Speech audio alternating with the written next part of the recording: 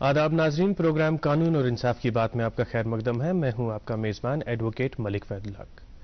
नाजरीन, senior citizens यानी उम्र रसीदा लोग हमारे समाज के तजुर्बे के लिहाज से अहम तरीन तबका है और हमें ज़रूरत है, हमारे समाज को ज़रूरत है कि उनके तजुर्बे का पूरा इस्तेमाल किया जाए, क्योंकि उनका तजुर्बा ही हमारी कामयाबी का बेहतरीन नुस्खा बन सकता है।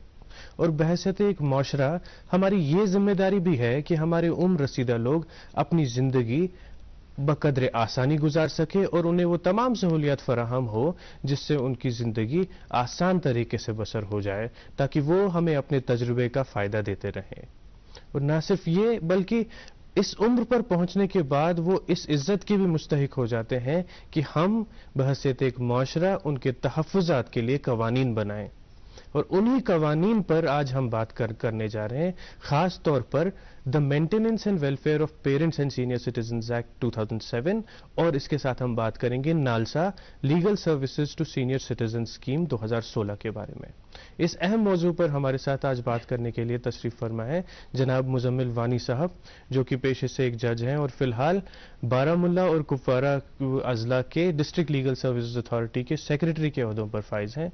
जज साहब, आपका इस प्रोग्राम में मैं तहे दिल से खैर मकदम करता हूं। बहुत बहुत शुक्रिया आपका बुलाने के लिए। जज साहब, जैसा कि मैंने अर्ज किया कि हम बात करने जा रहे हैं सीनियर सिटीजन्स के बारे में, तो जानना चाहेंगे कि सीनियर सिटीजन्स कानून की नज़र में किन्हें कहा जाएगा? देखिए, सबसे अहम बात जो आज हमें जिस मौजू पर बात जिसका इंतखाब हुआ है, जिसकी बात हमें करनी है जी। कानून जो आइन से अगर हम शुरू करें, आइन हिंद में directive principles of state policy part 4 में जी रियासतों पर कुछ ऑब्लिगेशंस, कुछ फराइज आयद किए गए हैं, जिन फराइज में ये है कि हर किसी तबके के लिए ये एक लेजिस्लेशन ऐसे मेजर्स किए जाए जी। इन मेजर्स में ओल्ड एज यानी कि सीनियर सिटीजन्स, जिसको इस कानून जिसका आपने तारुफ किया है, इस कानून में 60 साल से ज्यादा उम्र वाले शहरियों को सीनियर सिटीजन्स कहा गया है।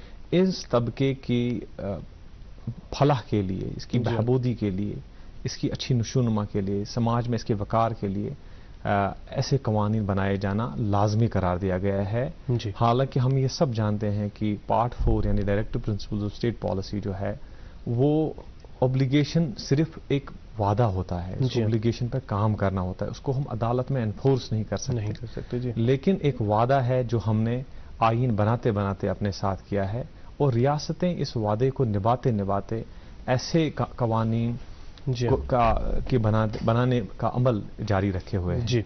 उसी का तसलसल, उसी का समर ये कानून भी है, the maintenance and welfare of parents and senior citizens ji sir.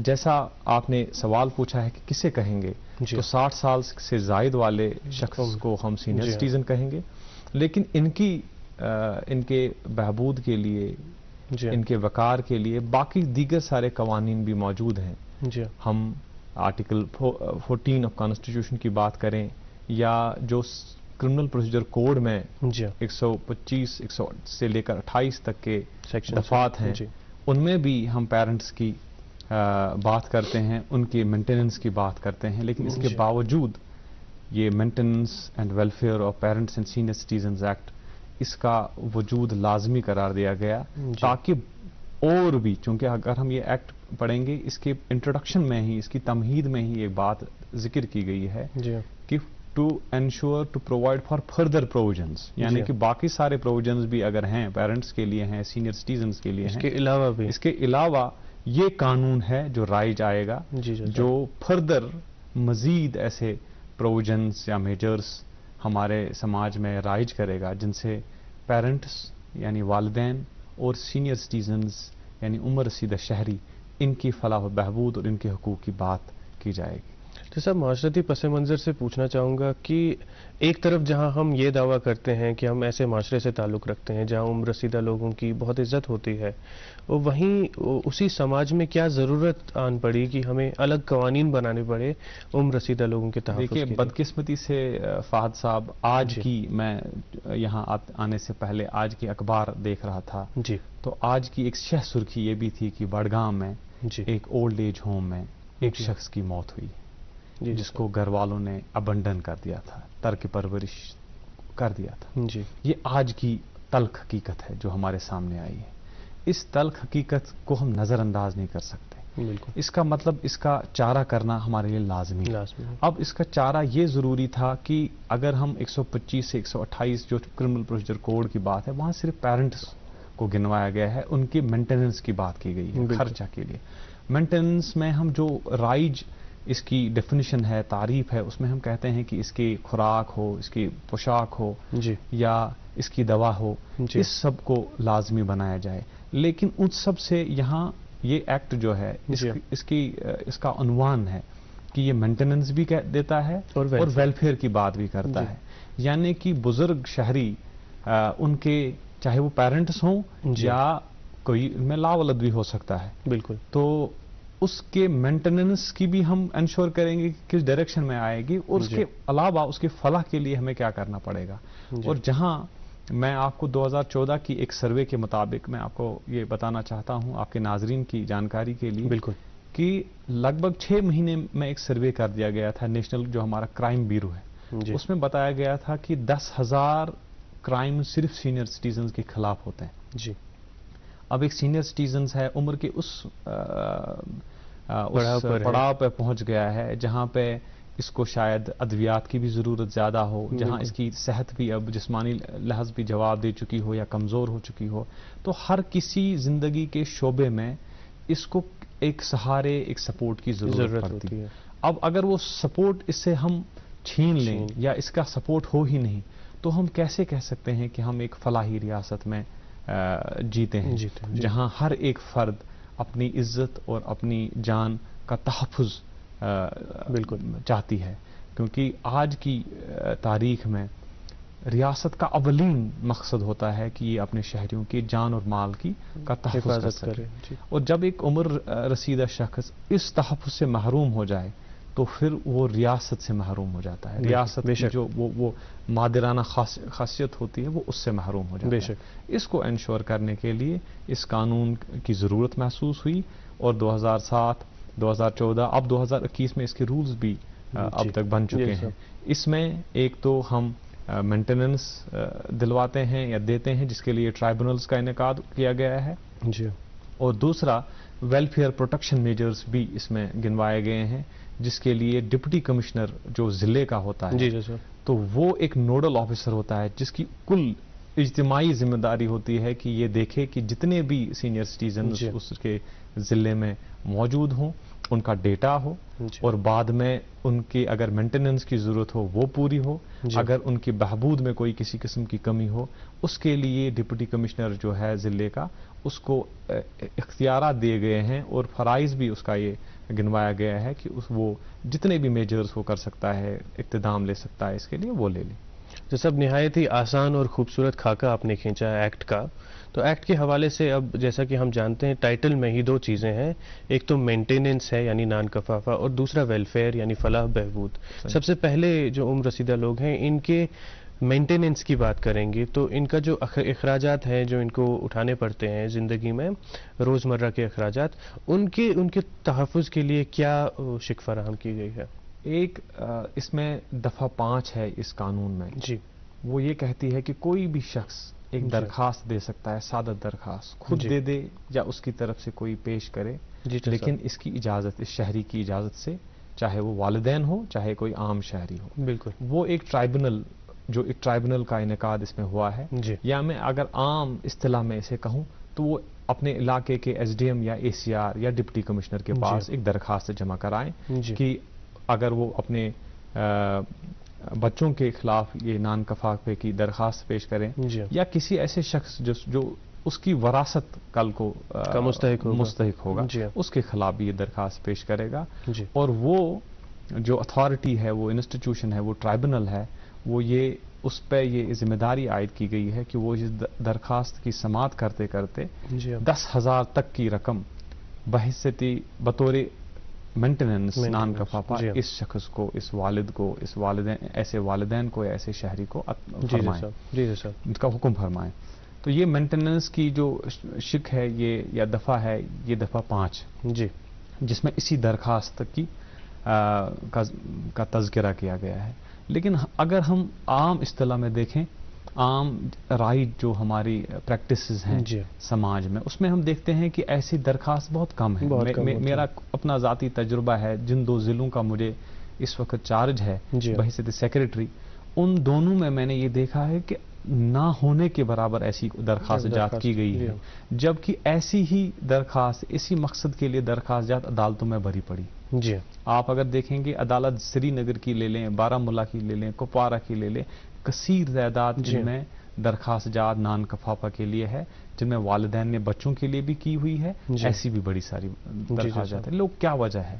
میں نے اپنے چھوٹے سے تجربے میں یہ دیکھا ہے کہ جس میں جو وکیل کا اس میں بڑا زبردست کردار ہوتا ہے. بالکل. کیونکہ عام لوگ اپنی شکایت اس کے مشورے کے لیے وکلا صاحبان کے ساتھ مشورہ کرنے جاتے ہیں. بالکل. تو وکلا اپنی جو جانکاری ہے اور اپنی اس میں سہولت بھی دیکھ لیتا ہے، تو وہ اسی حساب سے ایک درخواست پیش کر دیتا ہے. لیکن اس قانون میں وکیلوں کی شمولیت یا ان کی اس ٹرائبونل میں جس کا تذکرہ ہم کر چکے ہیں، اس میں ان کی حاضری سے ممانعت کی گئی ہے، یعنی کہ اجازت نہیں.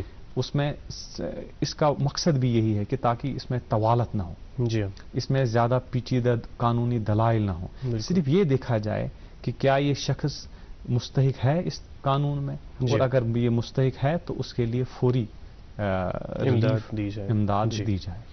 تو جیسا سب سے پہلے بات کریں گے کن دفاتر میں جانا پڑے گا درخواست دائر کرنے کے لیے ایکٹ میں، تو سب سے پہلے تو یہ جاننا چاہیں گے کیونکہ الگ الگ دفاتر ہیں جہاں گورنمنٹ نے نوٹیفائی کیا ہے کہ یہ دفاتر میں ہی یہ اپلیکیشن کا جو ہے سماعت ہوگی.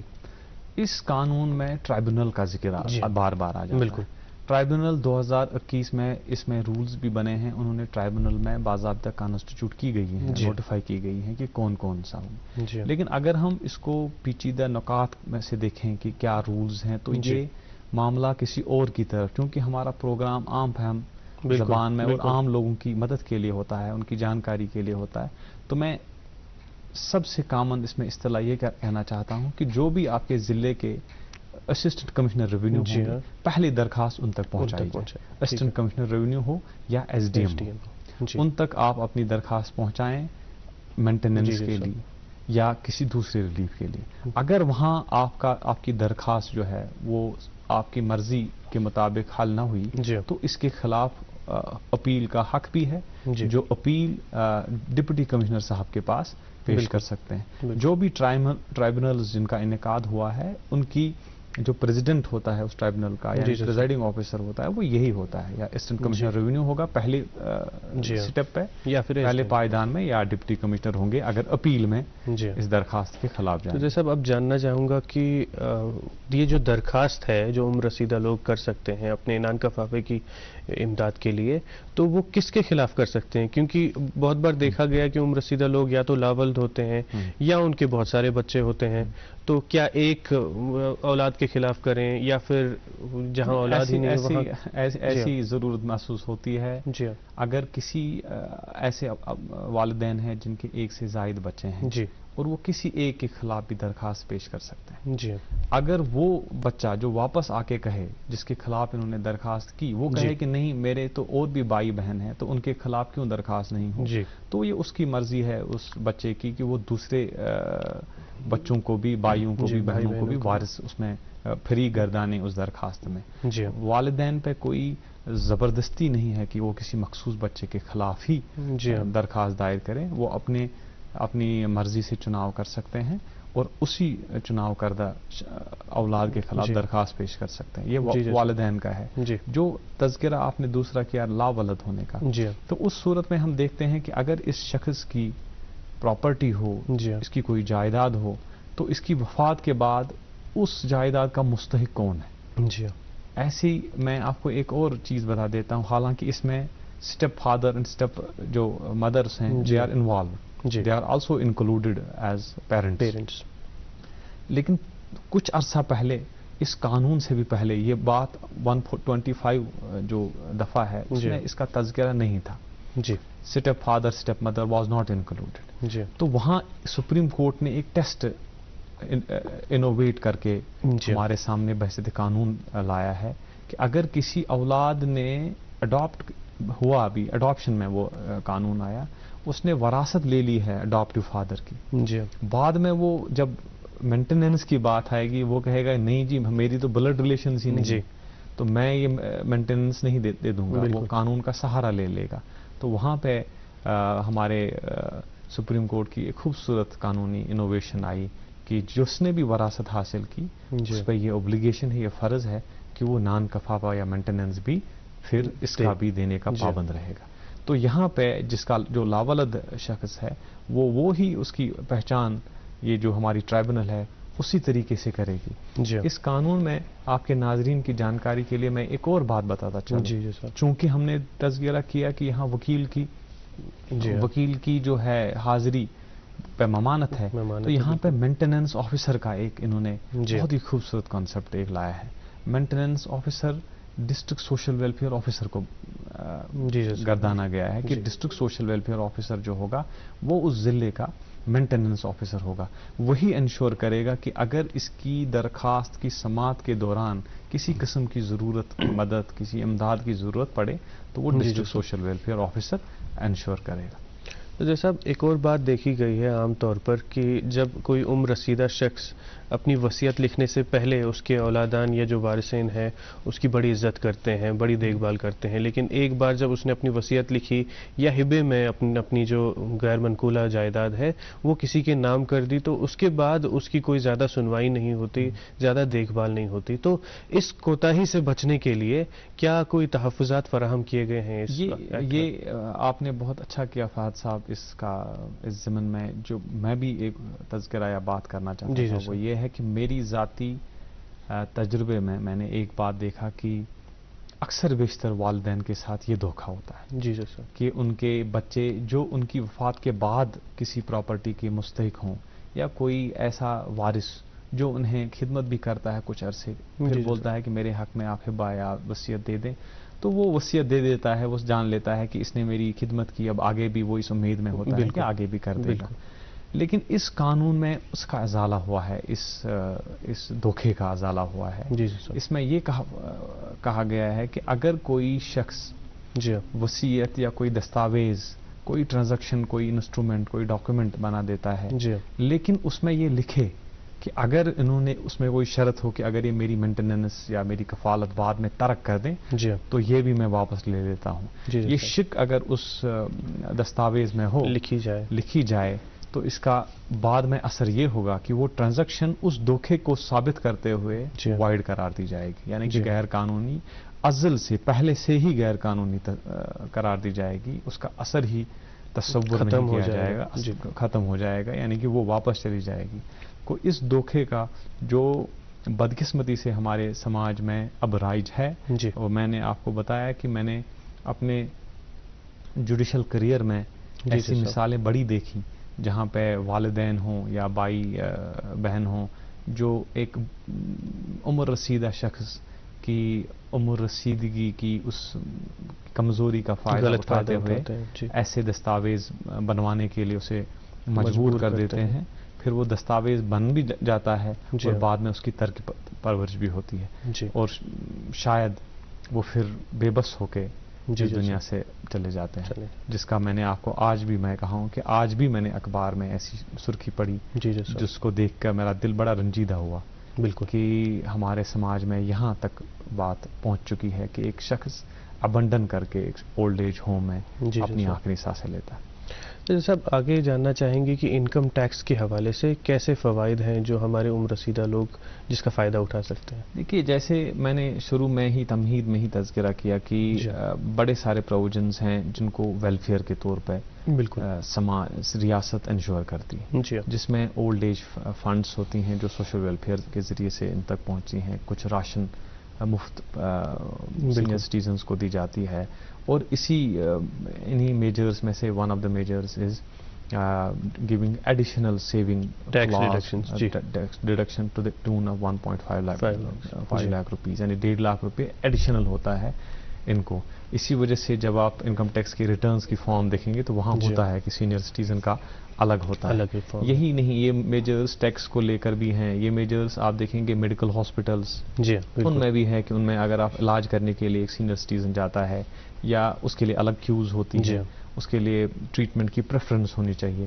اسی طریقے سے آپ دیکھیں گے اگر وہ اکانومی کلاس میں سفر کرتا ہے تو وہاں بھی اس کے لیے ڈسکاؤنٹس ہیں. ٹرین ریزرویشنز میں جن کے کیوز الگ ہیں، ریزرویشنز الگ ہوتی ہیں.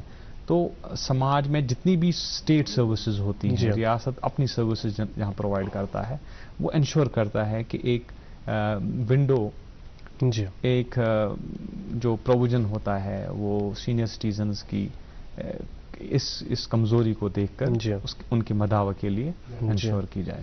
تو جیسا کہ آپ نے فرمایا کہ طرح طرح کی جو آسائشیں ہیں وہ قوانین میں عمر رسیدہ اشخاص شہری جو ہیں ان کے لیے فراہم کی گئی ہیں، لیکن بنیادی طور پر وہ اس سے محروم رہ جاتے ہیں کیونکہ دو چیزیں، یا تو ان کے پاس وسائل کی کمی ہوتی ہے یا پھر جانکاری کی کمی رہتی ہے. سب سے پہلے جانکاری کی کمی پر پوچھنا چاہیں گے کہ اس کے لیے ہمارے ڈسٹرکٹ لیگل سروسز اتھارٹی کس طریقے سے کام کر رہی ہیں کہ یہ جانکاری ان قوانین کی عام عمر رسیدہ لوگوں تک پہنچ سکے. دیکھیے جانکاری ضروری ہے. سائن قانون کی ایگزیکیوشن، جب بھی ہم ایگزیکیوشن یا امپلیمنٹیشن کی بات کرتے ہیں تو جانکاری اس کا پہلا پائیدان ہوتا ہے، پہلا سٹیپ ہو جاتا ہے. اب اویئرنیس کے لیے اس میں ایکٹ میں ہی ہے کہ اویئرنیس، اس کی جو ایکٹ ہم پڑھ رہے ہیں یا اس کا جس کا ہم بحث ہے یا اس کا ذکر ہے، اس ایکٹ میں ہی ہے کہ اس کی جانکاری کو لازمی اس کی اویئرنیس کیمپ کو جتنا ہو سکے اتنا پھیلایا جائے. جتنے بھی سٹیک ہولڈرز ہیں، یعنی لوگوں میں بھی ہو، عمر رسیدہ لوگوں میں بھی ہو اور عام لوگوں میں بھی ہو جن کا بیہیویئر عمر رسیدہ کو انفلوئنس کرتا ہے. پولیس آفیسران کو ہو، ڈسٹرکٹ ایڈمنسٹریشن کے آفیسران ہو، کیونکہ اس میں جو آفیسرز ہیں وہ ڈیل کرتے ہیں وہ سول ایڈمنسٹریشن سے آتے ہیں، تو ان کی سینسٹیوٹی کو، ان کی سینسٹائزیشن کو بھی اویئرنیس کیمپس میں ہم جن کا تذکرہ کرتے ہیں. اس سال بھی ہم نے بارہمولہ میں ایک بہت ہی بڑا پروگرام کیا جس میں ہم نے اویئرنیس کیمپ میں پولیس آفیسرز کو مدعو کیا تھا، ان کی دعوت دی تھی.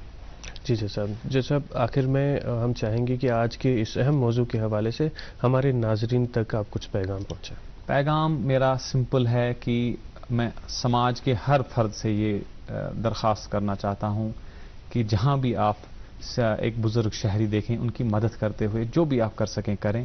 اس قانون کی جانکاری اپنے ریڈی میڈ اپنے پاس رکھیں تاکہ آپ ایٹ لیسٹ ڈپٹی کمشنر تک ان کی شکایت پہنچا سکیں. جی صاحب، اور ساتھ میں ہی میرا خیال ہے کہ بہت اہم ہے یہ چیز جاننا کہ ہمیں عدالتوں تک جانے کی ضرورت نہیں ہمارے عمر رسیدہ اشخاص کو یہ نان کفافے کی رقم حاصل کرنے کے لیے، بلکہ وہ خود بھی ایک الگ نظام خاص ان کی سہولیت کے لیے بنایا گیا ہے کہ وہ خود بھی جو دفاتر ہیں، جیسا کہ جج صاحب نے فرمایا ACR کا دفتر ہے یا SDM کا دفتر ہے، جیسا بھی ہو وہاں ایک درخواست کر سکتے ہیں. انہیں خود جانا پڑے گا اور اس کے لیے مفت قانونی امداد بھی فراہم کی جائے گی ڈسٹرکٹ لیگل سروسز اتھارٹی سے.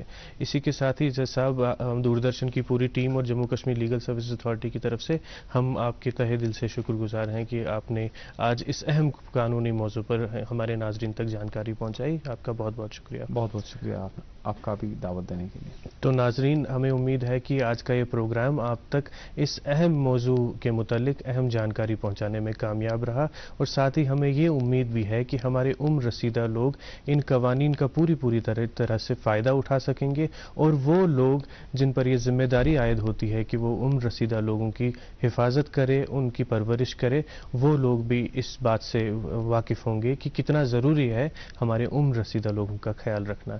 اسی کے ساتھ ہی آج کا پروگرام یہیں اختتام پذیر ہوتا ہے. اگلے ہفتے ہم پھر آپ کے روبرو ہوں گے، کسی اور ماہر قانون سے گفتگو کریں گے کسی اور اہم قانونی موضوع کو لے کے. تب تک کے لیے دیجیے ہمیں اجازت. خدا حافظ.